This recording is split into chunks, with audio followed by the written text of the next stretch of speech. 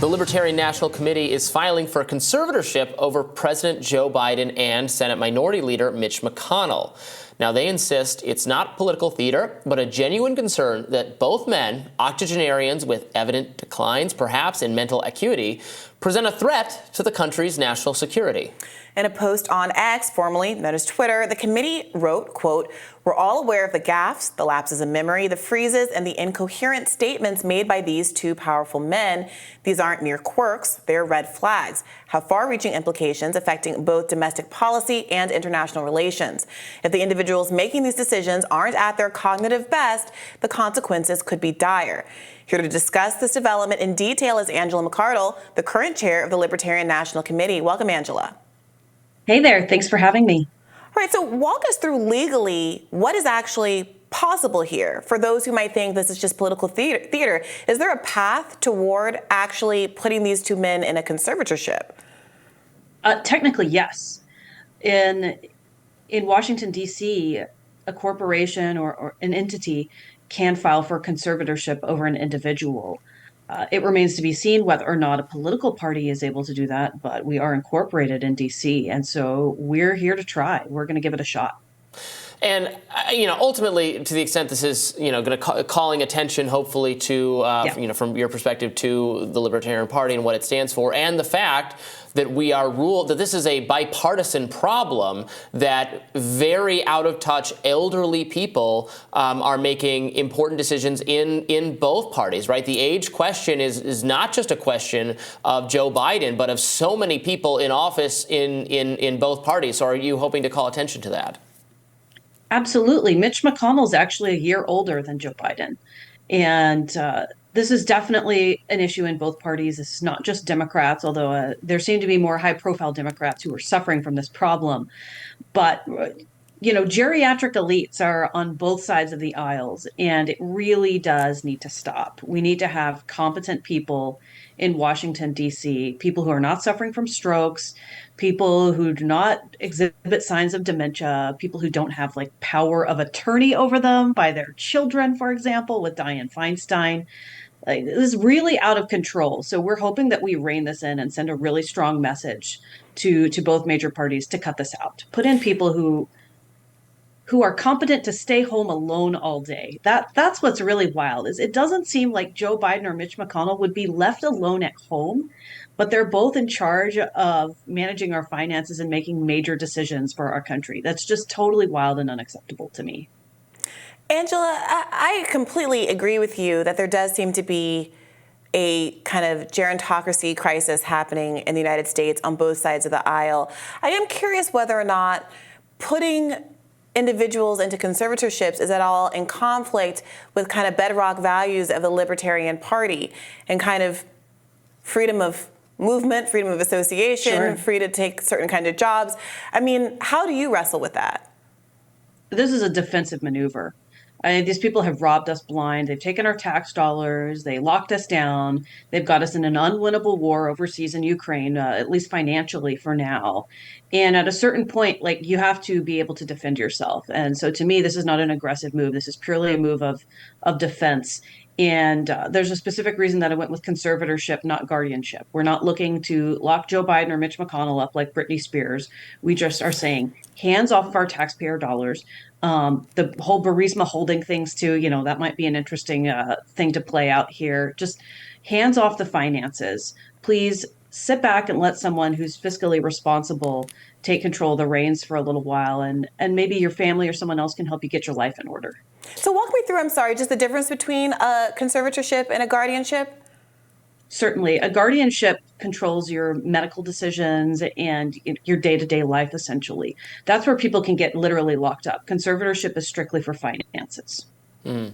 And, one of the issues you mentioned there, the Ukraine war, is in fact something that, for all our perceived differences between the two parties, and they're at each other's throats, and there's so much disagreement on the funding of the Ukraine war, Mitch McConnell has backed up and supported, and many Republicans have, to be clear, but, Mitch McConnell chief among them, in supporting the agenda of the Democratic president, Joe Biden, for U.S. taxpayer dollars going to funding the Ukrainian defense defense for as long as it takes. Both have signaled that this is one of, if not the chief policy aim of government. In terms of, do you think that's where the American people are on either the Democratic or Republican side?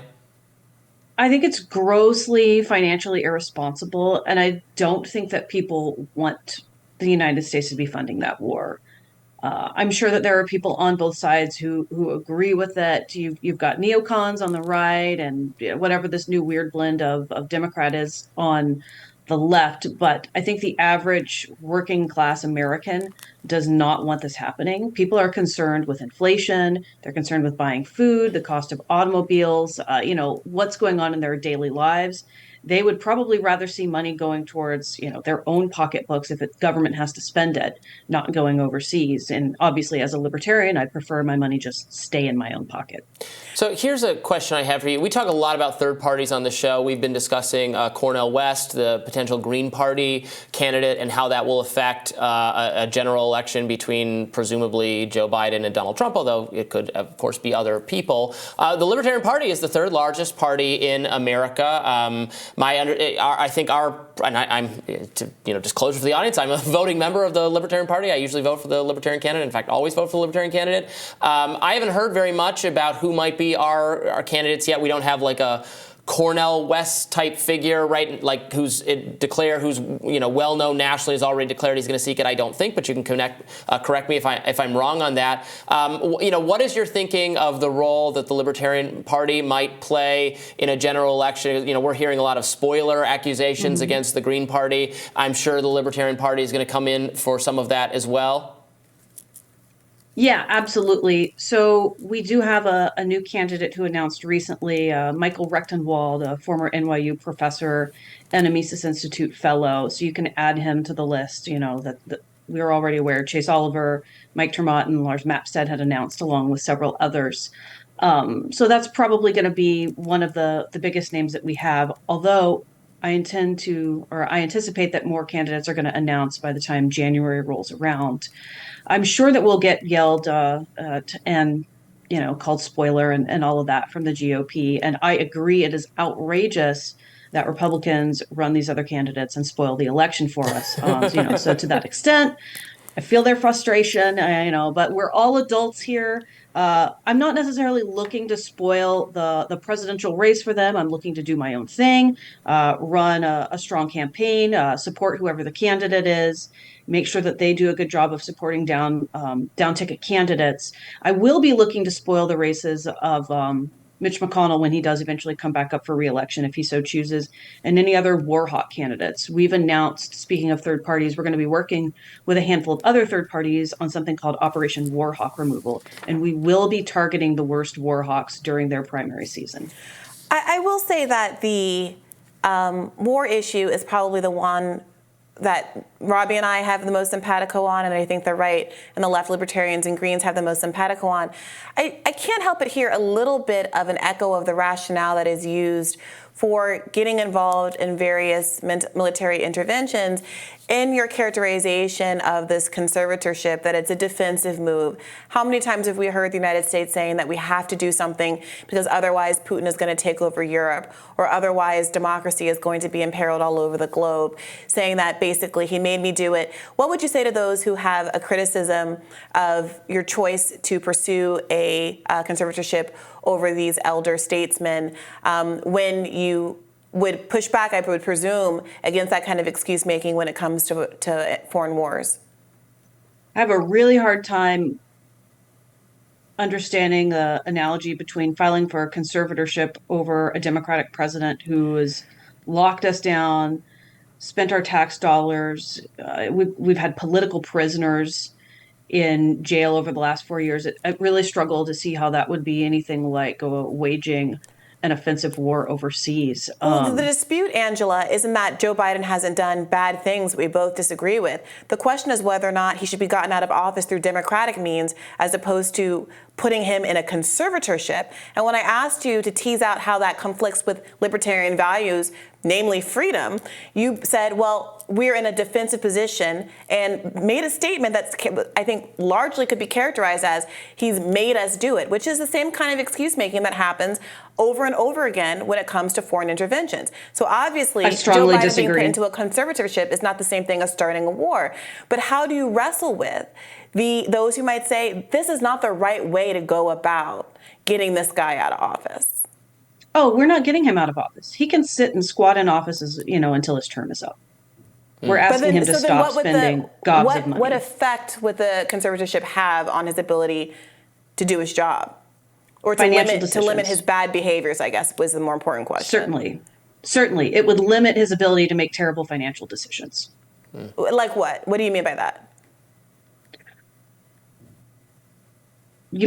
Spending the United States tax dollars, signing bad bills into office, overseeing financial elements of the presidency. We're not looking to impeach him and have that level of political theater. We'll leave that up to Kevin McCarthy. So he would be then, you're focused on his ability to tax and spend, less so his ability to provoke, escalate a war in Ukraine or a proxy war with Russia or anything else, any other kinds of non-financial presidential actions? There are certainly financial elements to going to war overseas, and that's what we're going to be looking to reduce and limit the scope of his ability to do that.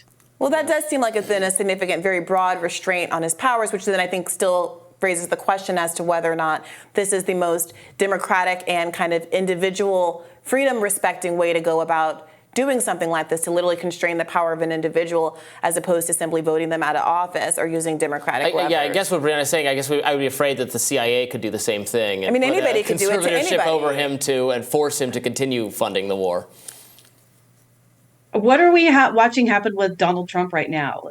That's deep state operatives are wielding criminal accusations against a political opponent. So here we are approaching it through a civil matter. We're not saying anyone's guilty of this or that. We're not trying to lock anyone up. We're just saying hands off the money. Like it's a little too far. Also, no one seems to have addressed so far the very real concern that this man is mentally incompetent. He wanders off stage. He tries to shake hands with no one. He stumbles over it's not stumbling over his words. He mutters incoherent things. He's not fit to be the president of the United States. Angela McConnell. He's not mentally okay. Thank you so much for joining us today. We really appreciate it. Thank you.